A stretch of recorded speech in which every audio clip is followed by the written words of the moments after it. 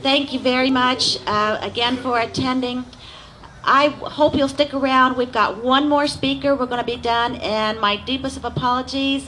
Jeff Miller was supposed to go prior to our last speaker. But I'll tell you what, it's very interesting again what we have learned here today. For anyone that feels like it's dry knowledge, it is not. We need to understand this and start spreading it. Jeff Miller is a board member with our Ohio's First Capital Tea Party group.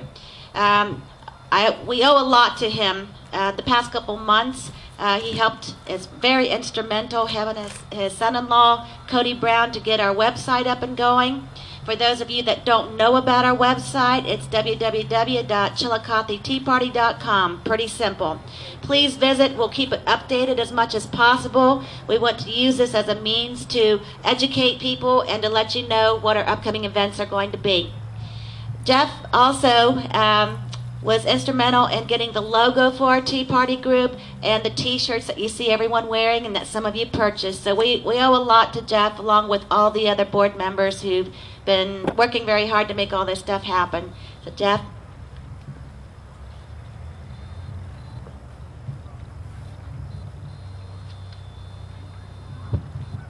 I'm very animated. I need my hands. Can you hear me? Everybody can hear me, right? I'm the facts and figures guy. It's been 627 days since President Obama's taken office. That 627 days has had 15,072 hours, which is 904,320 minutes, which is 54,259,200 seconds that we as a nation have endured subsidizing a taxpayer-funded spending spree that has no apparent end in sight. I'll put that in perspective here in a second. What this Congress and administration has assailed this country with in 20 months is this. Under the prior administration, President Bush began with a $5,727,738,304 debt. When President Bush ended his presidency, he left the current administration a debt of $10,626,877,048,914, an increase of $4,899,100,310,610.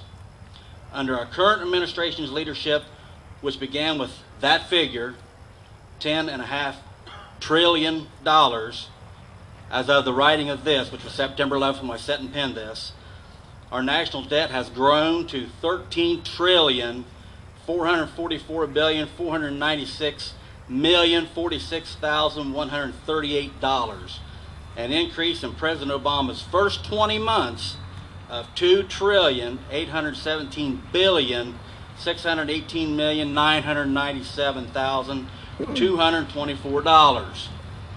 That's why I'm the fact and figure guy. In President Bush's first 20 months, he added to the national debt $473,071,501,883 billion. In President Obama's first 20 months in office, he has added nearly 6 times more money to the national debt in the same time frame that President Bush did, 20 months. You can find all that information under penny to the debt, or debt to the penny, at treasurydirect.gov. Recapping President Bush's first 20 months, he spent, or added to the national debt, $473,071,501,883, or $8,718 per second.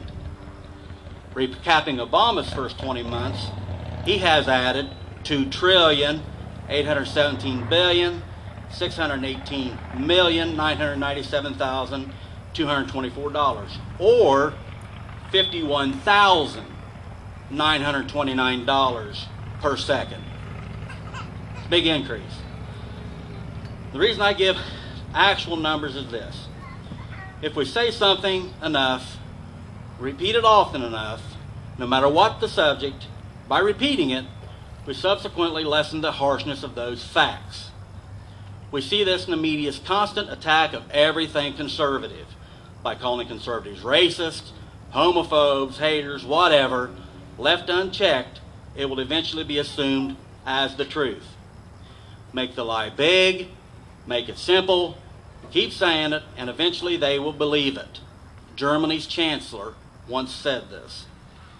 In 24 days, our nation goes to the polls to cast your vote for the candidate that best represents what you believe in. Are we a nation indebted to one political party because we have grazed at the table of entitlement too long? Or have we grown tired of being told our government has all the answers to all our life's needs? You'll decide in 24 days. My decisions are going to come down to these simple guidelines. Which candidate says life begins at conception? If we as a Christian nation don't get this right, rest assured, nothing else is going to matter.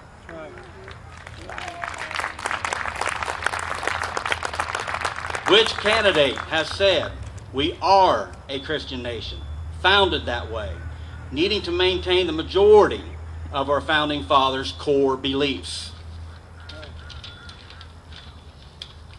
Which candidate has no desire to only maintain the party line, but contends to maintain biblical principles in their daily decision-making processes? Which candidate has proven to be fiscally responsible, has made their decisions according to the constituency's best wishes and interest? Just a few of the things that I will use to make an intelligent, informed, grounded decision as to who I want to represent me. In January 2007, when Nancy Pelosi and Harry Reid took over Congress, unemployment was 4.6%, and food stamp usage was around 26.5 million Americans. Today, unemployment right now is at 9.6%, and over 42 million Americans are on food stamps. That's 3 years, people, nearly double. When half of the people get the idea that they do not have to work because the other half is going to take care of them, and when the other half gets the idea that it does no good to work because somebody else is going to get what they work for, that, fellow taxpayers, is the beginning of an end of a nation. We are gathered here as a governed body, saying to those whom we have elected to govern us, no longer will you continue on this course of personal justifications and special interest obligations, meaning to better those who have become accustomed to or dependent upon your backroom dealings for an ever-increasing list of entitlements, for promises of citizenship through amnesty, rewarding illegal activity with the hope of garnering a new constituency. No longer will we, as America's tax-paying constituency, let you turn a deaf ear to our voices. No longer will we who reside in the middle class continue to let you write checks supporting ideologies and programs that interfere with sound judgment or our pursuit of life, liberty, and happiness.